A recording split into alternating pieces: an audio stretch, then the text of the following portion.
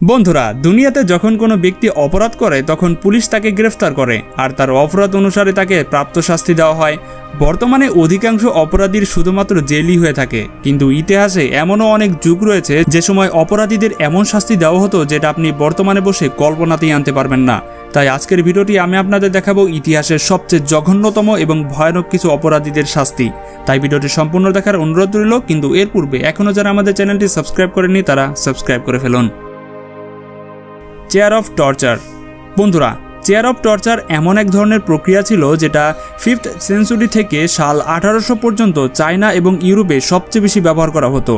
এই চেয়ারটি অপরাধীদের মুখ থেকে সত্য কথা বের করানোর জন্য ব্যবহার করা হতো, আবার কখনো কখনো মৃত্যুদণ্ড কার্যকর করার জন্য এই চেয়ার ব্যবহার করা হতো।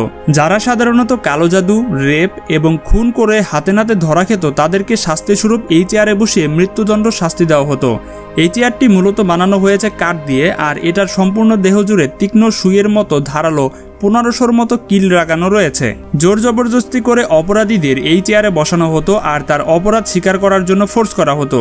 যদি সে নিজের অপরাধ স্বীকার না করত তাহলে এই চেয়ারে লাগানো স্ট্রিপস টাইট করে দেওয়া হতো, ফলে চেয়ারে থাকা কিলগুলো অপরাধীর দেহ ভেদ করে ভিতরে ঢুকে পড়তো। আর যাদের মৃত্যুদণ্ড দেওয়া হতো তাদেরকে এই চেয়ারে বসিয়ে জনসম্মুখে চেয়ারের স্ট্রিপ ফুল টাইট করে দিয়ে মৃত্যুর আগ পর্যন্ত সেখানে বসিয়ে রাখা হতো। কখনো কখনো এই শাস্তিগুলো অন্যান্য অপরাধীদের সামনে করা হতো, যাতে তারা তাদের অপরাধগুলো সে আগে থেকেই স্বীকার করে নেয়। বন্ধুরা, একটু কল্পনা করে দেখুন এই শাস্তিটা কতটা ভয়ানক হতে পারে।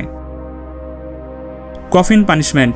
বন্ধুরা, কফিন পানিশমেন্ট ইতিহাসের জঘন্যতম সেরা পানিশমেন্টগুলোর মধ্যে একটি মানা হয়, কেননা এখানে অপরাধী ধীরে ধীরে অত্যাচার সহ্য করতে করতে কয়েক সপ্তাহ পর মারা যেত। এটা এক ধরনের মেটাল ডিভাইস যেটা কফিনের শেপে বানানো হয়েছিল। আসলে এটা এক ধরনের ছোট খাঁচার মতো, যেটার মধ্যে অপরাধীকে আটকে রেখে কোনো একটা উঁচু টিলারের সাথে ঝুলিয়ে রাখা হতো। আর এই খাঁচাটি এমনভাবে তৈরি করা হয়েছে যে এটার মধ্যে অপরাধী ভালো মতো বসতেও পারতো না, আবার দাঁড়াতেও পারতো না। এই পানিশমেন্ট দেওয়া হতো তাদেরকে যারা সৃষ্টিকর্তাকে অপমান করে। যদি কোনো ব্যক্তি মালিককে উল্টা সিধা কিছু বলে তাহলে তাদেরকে এই শাস্তি দেওয়া হতো। অন্যদের শিক্ষা দেওয়ার জন্য এই শাস্তি এমন এক জায়গায় দেওয়া হতো যেখানে প্রতিদিন মানুষ এই অপরাধীকে দেখতে পারবে। খাঁচায় আটকে থাকা মানুষগুলো ক্ষুধার যন্ত্রণায় থরফর করতে করতে প্রায় 2 থেকে 3 সপ্তাহ পর মারা যেত। এমনকি সে মারা গেলেও তার মরদেহ সেখান থেকে বের করা হতো না, যাতে শিয়াল শকুন তার দেহের মাংস কামড়ে খেতে পারে। চোখ বন্ধ করে একটু অনুভব করে দেখুন শাস্তিটা কতটা জঘন্যতম। Death by boiling. বন্ধুরা, নাম শুনে আপনারা হয়তো ইতিমধ্যে আন্দাজ করে ফেলেছেন যে এই শাস্তিটি দেওয়া হতো জীবিত মানুষকে ফুটন্ত পানিতে সেদ্ধ করে। বিভিন্ন ইতিহাসবিদদের মতে 1531-এর দিকে ইংল্যান্ডের বাদশাহ কিং হেনরি এই শাস্তিটি প্রথম চালু করেছিল। এই শাস্তিটা মূলত তাদের দেওয়া হতো যারা অন্যকে বিষ দিয়ে খুন করত। এমন অপরাধীদের বড় একটা পাত্রের মধ্যে বসিয়ে রাখা হতো, তারপর সেই পাত্রের মধ্যে পানি, তেল, ওয়াইন ইত্যাদি বিভিন্ন ধরনের লিকুইড দ্বারা পরিপূর্ণ করে পাত্রের নিচে আগুন ধরিয়ে দেওয়া হতো। আর ধীরে ধীরে পানি ফুটতে থাকে আর মানুষটাও ছটফট করতে থাকে। এই শাস্তিটা এতটা ভয়ানক ছিল যে এটা যে নিজের চোখে দেখত সে নিজেও অজ্ঞান হয়ে যেত। এরূপ শাস্তি পরবর্তীতে ইউরোপে এবং মাঝে মাঝে এশিয়াতেও দেখা যেত। আর এই প্রসেসটা অনেক ধীরগতিতে হতো, কেননা প্রথমে পানি গরম হতো, তারপর ধীরে ধীরে মানুষের শরীরের অংশগুলো ঝলসে যেতে থাকে। আস্তে আস্তে সে একসময় মারা যায়। ও আল্লাহ, এমন শাস্তির কথা কল্পনাতে আনলেই যেন গায়ের লোম দাঁড়িয়ে যায়। মানুষ কতটা জঘন্যতম এবং নির্মম হতে পারে আপনি একটু কল্পনা করে দেখুন। Death by সোয়াইং।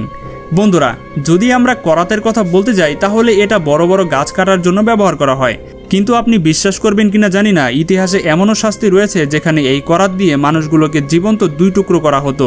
এই শাস্তি দেওয়ার জন্য প্রথমে অপরাধীকে উল্টোভাবে ঝুলিয়ে 2 জন জল্লাদ মিলে 2 রানের চিপা থেকে কেটে 2 টুকরো করে ফেলা হতো।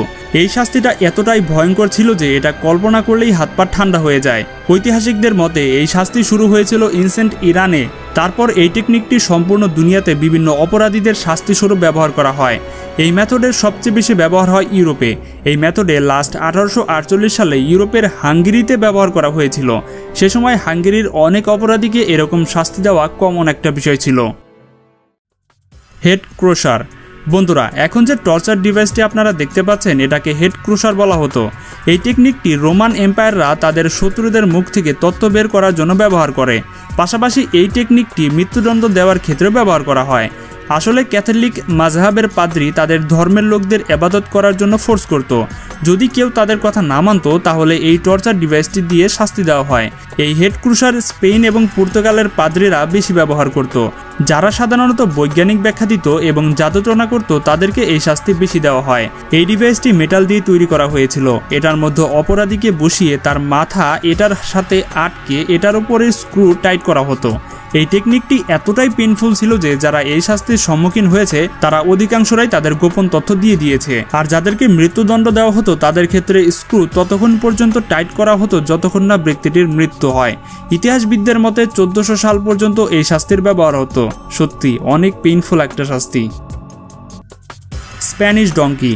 বন্ধুরা, 1860 সালের দিকে যখন আমেরিকায় 7 ওয়ার চলছিল তখন আমেরিকান ইউনিয়ন গার্ড আটকে পড়া যোদ্ধাদের এক অদ্ভুত প্রক্রিয়ায় শাস্তি দিত। তাদেরকে শাস্তি দেওয়ার এই জিনিসটার নাম ছিল উডেন ডঙ্কি বা স্প্যানিশ ডঙ্কি। এটা কয়েক ফুট লম্বা কাঠ দিয়ে তৈরি করা ডিভাইস ছিল। এই ডিভাইসটির উপরের অংশে ধারালো তীক্ষ্ণ কিল লাগানো থাকতো। এটার ডিজাইন এমনভাবেই তৈরি করা হয়েছে যাতে শত্রুদের যথেষ্ট পরিমাণে শাস্তি দেওয়া যেতে পারে। শত্রু যোদ্ধাদের এটার উপরে বসিয়ে তার দুই পায়ে ওজন সমৃদ্ধ পাথর লাগিয়ে দেওয়া হতো যাতে ধারালো তীক্ষ্ণ কিলগুলো তার দেহে বিঁধে যায়। সাধারণত এই শাস্তিটি একাধারে 9 ঘন্টা দিত। আর সে এই শাস্তিটি ঠিকঠাক মতো পাচ্ছে কিনা সেটা দেখার জন্য 2 জন সিকিউরিটি গার্ড সেখানে রাখা হতো।